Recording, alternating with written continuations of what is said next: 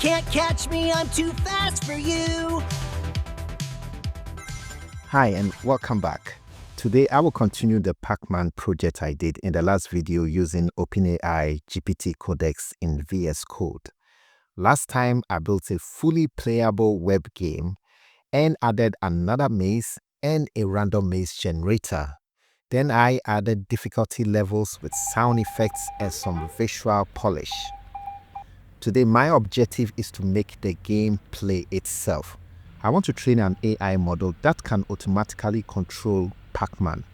This is going to be done in two phases. For the first phase, I will add a feature that allows the game to load an ONNX trained model. Then in the next phase, I will add a Python script that trains the model and exports it into the ONNX format so we can test it in the game.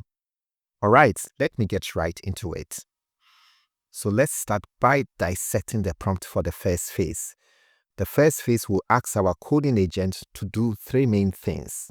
Add a feature to the game to load an ONNX model using onnxruntime-web through a CDN. Add a selector for a human or AI mode so the user can switch between manual play and AI play. Show clear messages that indicates if the model loaded successfully or not. Now, for some of you, most part of this prompt may sound confusing. Simply, all this means is that I want the game to allow the user to load an AI model that is trained to play the game. Now, I will explain what ONNX and ONNX runtime is, but you don't need to understand these technical jargons to continue. So feel free to skip to the next session. So what is an ONNX model? It means Open Neural Network Exchange. And this is a file format for machine learning models. Just like you have many file formats for an image file, there are many file formats for machine learning models. What makes ONNX stand out is that it is a standard format, which is widely supported by many tools, just like JPEG and PNG files are widely supported by many imaging tools. Now, to work with an ONNX file, you need a library for it. This is where ONNX runtime fits in. It is a popular library that can be used with the popular programming languages out there like Python, C# and JavaScript. Now, because Codex wrote the game in HTML and JavaScript, the prompt specifies it should use the ONNX runtime-web, which works for web apps. And it will be loaded through a CDN. This just means that the library is downloaded from the internet when the game loads, instead of us storing the full library inside our project folder. Next, the prompt specifies the input and output format for the ONNX model. And what does this mean? Well, you see, this is an AI model, and they work by you feeding in data, and then they give you a response, just like how you work with chatbots like ChatGPT.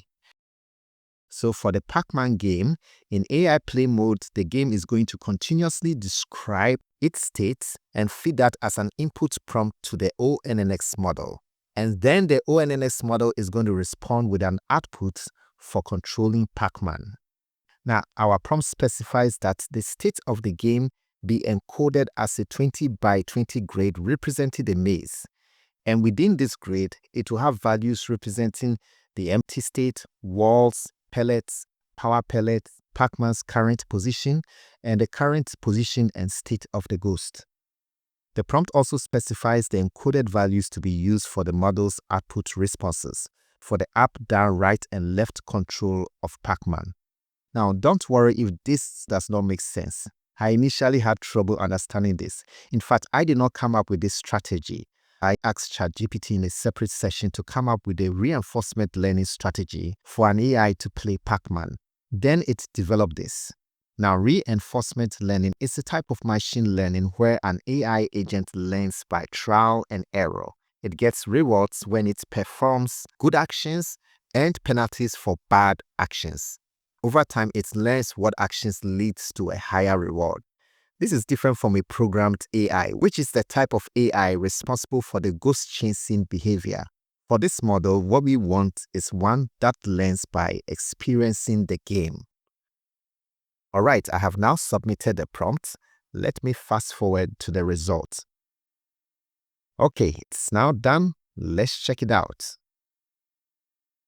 Great, we now have a button for loading the ONNX file.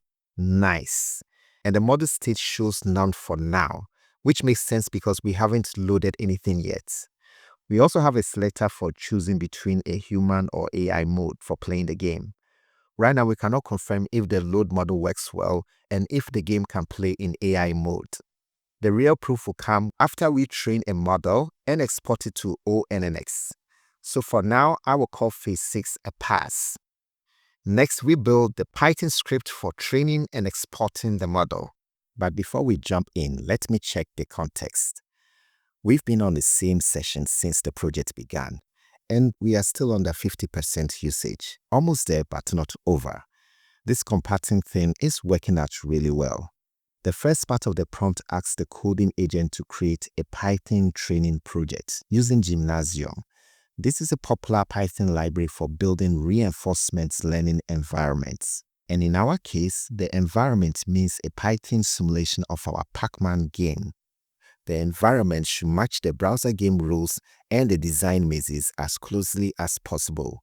This also includes the movement and behavior of the ghost, the scoring, collisions, everything. Imagine if you wanted to train soldiers for an upcoming mission. You will want your training environment to mimic the mission environment as much as possible. This will make the training more efficient.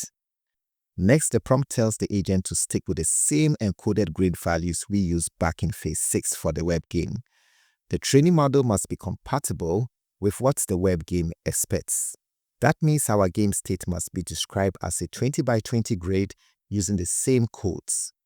Next, the prompt tells the coding agent to use DQN. DQN means Deep Q Network. Now that's a mouthful. It is a type of reinforcement learning which uses neural networks and is great for great style games like Pac-Man. Training happens in episodes. One episode is basically one full play session of the game. In our case, an episode runs until Pac-Man clears the level or loses all lives. Also, to prevent a situation where the game plays forever, most training will include a timeout for each episode. And I hope our coding agent does this. Now, the prompt also includes some default training behaviors. One big one is this. Each episode should randomly choose between maze 1 or maze 2, and it should use the hard difficulty level for training. The goal is simple. We don't want a model that only learns one maze. By learning multiple mazes, it will be efficient for any kind of maze it meets in the web game. The prompt also asks for training previews, but not for every frame, because if we render every frame during training, it will become painfully slow. So the idea is this: only show a preview after every 100 episodes.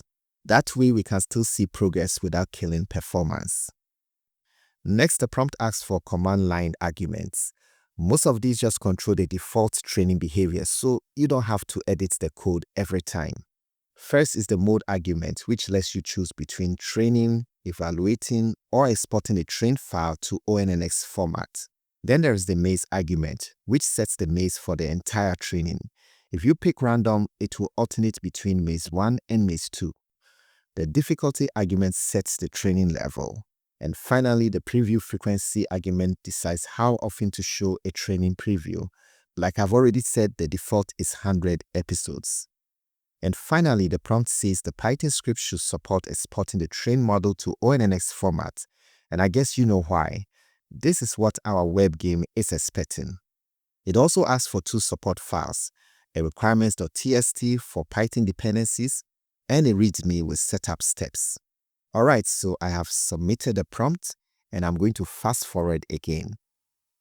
Okay, it is done. This took about 2 minutes, and you can see it created 3 main files. First, it created a Python script inside an RF folder, just like we requested. It also created a requirements.txt file. Let me open it. Nice. We have the core dependencies necessary for the training to run listed here for easy installation. We also have a README file created with the setup instructions and examples on how to use the Python script. So I'm going to follow it. First, it recommends using a virtual environment for the Python program. This will allow you to install the dependencies package just for this project without affecting other Python projects on your computer. So let me create it.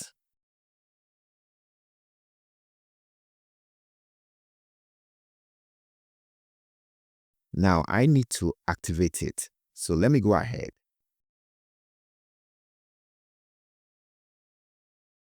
Oops, I wrongly used the source command to try to activate it.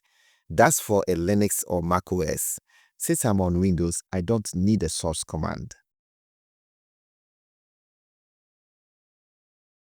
Now I'll install the dependencies listed in requirements.txt file using the pip python command.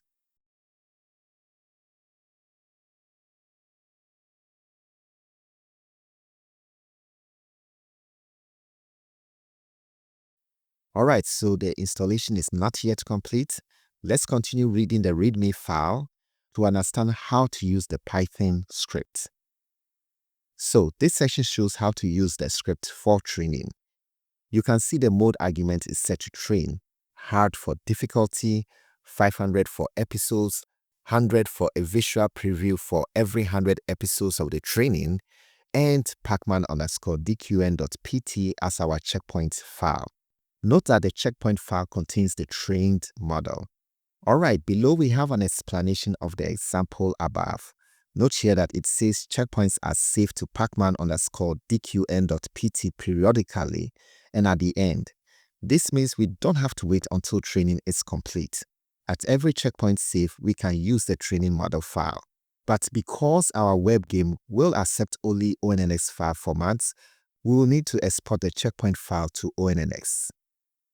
Now, this section also shows how to run the script in evaluation mode. This is done by setting the mode argument to eval. Evaluation allows you to test a trained model by specifying the checkpoint file containing the trained data to see how well it performs. So, you can use this to do a quick test if you don't want to first convert to an ONNX file and load in the web game. Now, it says that evaluation can render the agent playing, which is really nice. Finally, there is the export mode, which converts the trained model into an ONNX file. Alright, the installation of the Python packages is still running, so I will prepare the training command and run as soon as installation is complete. So let me copy the command from the README into Notepad++ and make it a single file just to keep it clean. Okay, so looks like the installation is complete. It says here below that a new release of PIP is available. For those of you who are not familiar with Python, PIP is for installing Python packages. I don't really need to do this, but let me just go ahead and update it. Alright, it is done, and as you can see, I have gone ahead and copied the script from Notepad++ and pasted it into the terminal. Let me submit it and hope it works on the first try. Okay, looks like it is running because I can hear my computer fan screaming, which is usually a good sign. If you don't hear it, it is because it will be filtered out from this video when I remove background noises. Anyway, but I was expecting a preview or at least some training progress logs. And right now, I'm not seeing anything. Alright, I've stopped the training and submitted 2 prompts to improve the training script. I asked it to show clear training progress and also add a way to resume training from the last checkpoint if the training gets interrupted. So I ran the script again, and this time we are getting useful logs. You can see this is episode 1 and the reward end was 39. We also have a column for displaying an average reward and the score value. We also have an epsilon written as EPS. Epsilon is basically how random the agent is allowed to be. At the start of training, epsilon is high, so the agent explores more. As training goes on, it reduces, meaning the agent explores less and uses more of what it has learned. Okay, so I ended up restarting the training and reducing the number of episodes to 50 so that it can finish quickly. So it is now done. Alright, so let me paste the command for running an evaluation.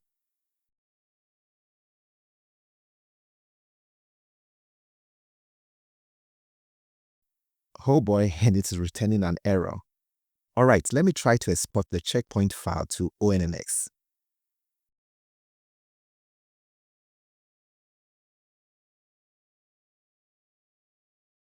Alright, this is also returning an error.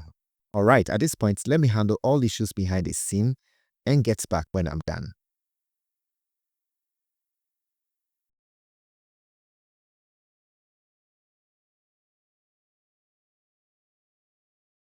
Okay, so now the export is working. It says exported ONNX to Pac-Man _ DQN.ONNX. Now, whilst I was trying to resolve it, it did two fixes. The first fix added code that required another dependency. So the second fix was to install the new dependency. This was also added to the requirements.txt file. So let me also go ahead and test the evaluation.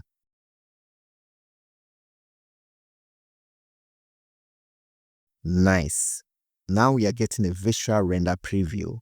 I'm not sure I understand what is happening with this preview, but let me go ahead and test the exported ONNX file in the web game. So let me click Load ONNX and select the model file. Okay, we had a failure. Alright, so I'm going to try and fix this issue also behind the scenes.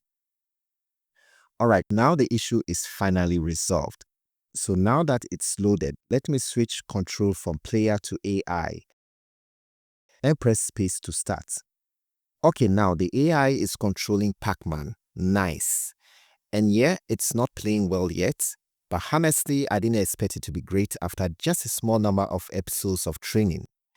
I will later run a proper training and upload a video to demo it. Alright, that brings us to the end of this video. It's been a long and exciting journey. If you are wondering how other AI models will fare on this project, well, that is what my next video is all about. So stay tuned, subscribe to my channel, and like this video to support me. I will also soon release a time-lapse video of working with all the models on this project. Thanks for watching.